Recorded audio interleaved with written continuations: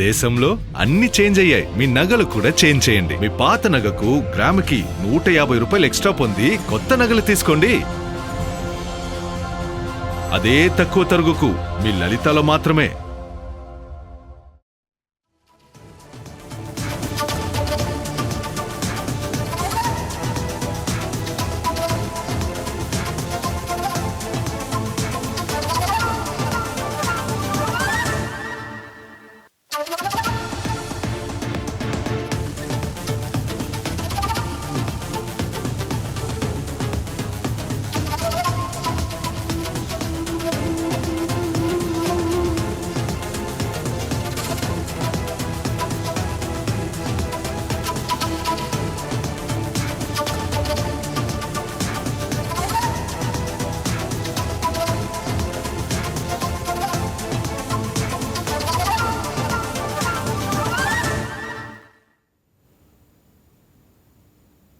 Breaking news చూస్తున్నాం. ఆంధ్రప్రదేశ్లో policing వ్యవస్థను మరింత సమర్థవంతంగా తీర్చిదిద్దే దిశగా రాష్ట్ర ప్రభుత్వం మరో కీలక నిర్ణయం తీసుకునే దిశగా అడుగులు వేస్తోంది.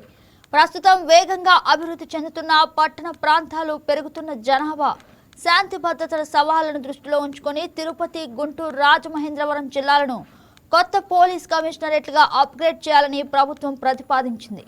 ఈ నేపథ్యంలో సంబంధిత జిల్లాల ఎస్పీలు, రాష్ట్ర డీజీపీ పూర్తి స్థాయి ప్రతిపాదనలు సిద్ధం చేసి పంపించాలని ఆదేశించినట్లు విశ్వసనీయ సమాచారం.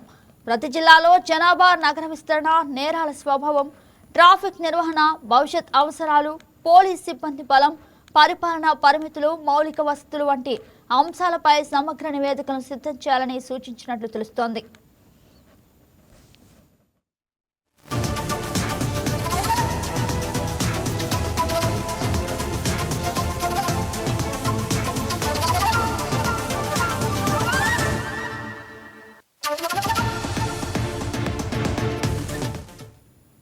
పట్టణీకరణ వేగంగా జరుగుతున్న నేపథ్యంలో సంప్రదాయ జిల్లా పోలీసింగ్ కంటే కమిషనరేట్ వ్యవస్థ మరింత సమర్థవంతంగా పనిచేస్తుందనే అభిప్రాయం ప్రభుత్వ వర్గాల్లో వ్యక్తమవుతోంది.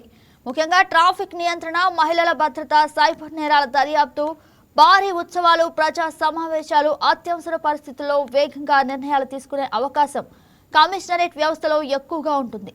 తిరుపతి దేశవ్యాప్తంగా ప్రముఖ ఆధ్యాత్మిక కేంద్రంగా ఉండటం, గుంటూరు వేగంగా విస్తరిస్తున్న వాణిజ్య నగరంగా ఎదగటం, రాజమహేంద్రవరం గోదావరి ప్రాంతానికి ప్రధాన ఆర్థిక పరిపాలనా కేంద్రంగా అభివృద్ధి చెందడం వంటి అంశాలను కమిషనరేట్ ప్రతిపాదనకు బలమైన కారణాలుగా భావిస్తున్నారు.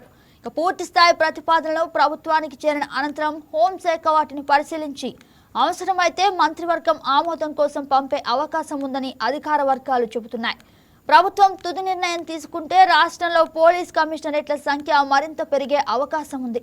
ఇప్పటికే రాష్ట్రంలో విజయవాడ, విశాఖపట్నం, కాకినాడ, అనంతపురం, కర్నూలు వంటి ప్రధాన నగరాల్లో పోలీస్ కమిషనరేట్లు విజయవంతంగా కొనసాగుతున్నాయి. ఇప్పుడు తాజాగా తిరుపతి, గుంటూరు, రాజమండ్రి కూడా ఈ జాబితాలో చేరితే ఏపీలో మొత్తం కమిషనరేట్ల సంఖ్య మరింత పెరగనుంది. దీంతో రాష్ట్రంలో పెరుగుతున్న జనాభాకు అనుగుణంగా శాంతి భద్రతల పరిరక్షణ మరింత సమర్థవంతంగా సాగనుంది.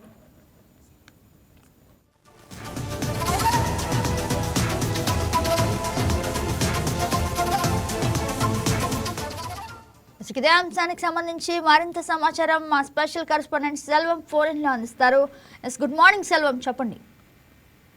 గుడ్ మార్నింగ్ గగన. ఏదైతే ఏపీ పోలీసింగ్ వ్యవస్థలో కీలక మార్పులకు రాష్ట్ర ప్రభుత్వం కూడా అడుగులు వేస్తుందని మనం ప్రధానంగా చెప్పుకోవచ్చు. వేగంగా విస్తరిస్తున్న పట్టణాలు, పెరుగుతున్న జనాభా, మారుతున్న శాంతి భద్రత అవసరాలకు అనుగుణంగా కూడా తిరుపతి, గుంటూరు, రాజమహేంద్రవరం జిల్లాలను కూడా పోలీస్ కమిషనరేట్లుగా అప్గ్రేడ్ చేసే ప్రతిపాదన తెరపైకి వచ్చినట్లు కూడా విశ్వసనీయ సమాచారం. ఈ మేరకు సంబంధిత జిల్లాల ఎస్పీలకు సమగ్ర నివేదికలు సిద్ధం చేయాలని రాష్ట్ర డీజీపీ కూడా ఆదేశించినట్లు మనకు ప్రధానంగా తెలుస్తుంది. ప్రతి జిల్లాలో జనాభా పెరుగుదల, నగర విస్తరణ, నేరాల ధోరణి, ట్రాఫిక్ సమస్యల, మహిళా భద్రత, సైబర్ నేరాలు, భారీ ఉత్సవాలు, ప్రజా సమావేశాల నిర్వహణ, పోలీసుల సిబ్బంది అవసరం, అదేవిధంగా మౌలిక వసతుల పరిపాలన పరిమితులు వంటి అంశాలపై కూడా పూర్తి స్థాయి వివరాలతో పాటు ప్రతిపాదనలు పంపాలని కూడా సూచించినట్లు మనకు ప్రధానంగా తెలుస్తుంది. అయితే వేగంగా పట్టణీకరణ జరుగుతున్న ప్రస్తుత పరిస్థితుల్లో సాంప్రదాయ జిల్లా పోలీసింగ్ కంటే కమిషనరేట్ వ్యవస్థ మరింత సమర్థవంతంగా పనిచేస్తుందనే అభిప్రాయం ప్రభుత్వ వర్గాల్లో వ్యక్తమవుతున్న నేపథ్యంలో అత్యవసర పరిస్థితుల్లో కూడా తక్షణ నిర్ణయాలు తీసుకునే వెసులుబాటు కూడా ట్రాఫిక్ అంటే దీంట్లో ప్రధానంగా ట్రాఫిక్ నిర్వహణలో మెరుగైన సమన్వయ, అదేవిధంగా మహిళల భద్రతకు ప్రత్యేక చర్యలు, సైబర్ నేరాలపై వేగవంతమైన దర్యాప్తు, భారీ ఈవెంట్లు, ఉత్సవాల సమయంలో సమర్థవంతమైనటువంటి భద్రతా ఏర్పాట్లు వంటి అంశాల్లో కమిషనరేట్ విధానం కూడా కీలకంగా ఉంటుందని కూడా ఈ అధికారులు భావించి ఈ నిర్ణయానికి వచ్చినట్లు కూడా మనకు ప్రధానంగా తెలుస్తుంది.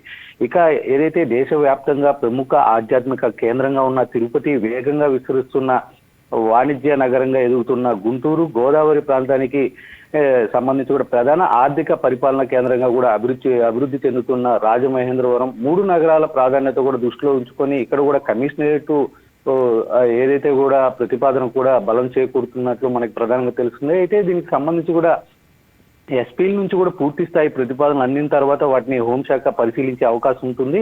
అయితే అవసరమైతే మంత్రివర్గం ఆమోదానికి పంపి తుది నిర్ణయం తీసుకునే అవకాశం ఉన్నట్లు కూడా మనకైతే కూడా తెలుస్తుంది. దీని తరపున చూసుకుంటే కూడా ప్రభుత్వం గ్రీన్ సిగ్నల్ ఇస్తే రాష్ట్రంలో పోలీస్ కమిషనరేట్లు సంఖ్య కూడా పెరగడమే కాకుండా ఆధునిక పోలీసింగ్ కు కూడా కొత్త ఊపు, మరి అంత ఏదైతే కూడా ప్రజలకు మరింత వేగవంతమైనటువంటి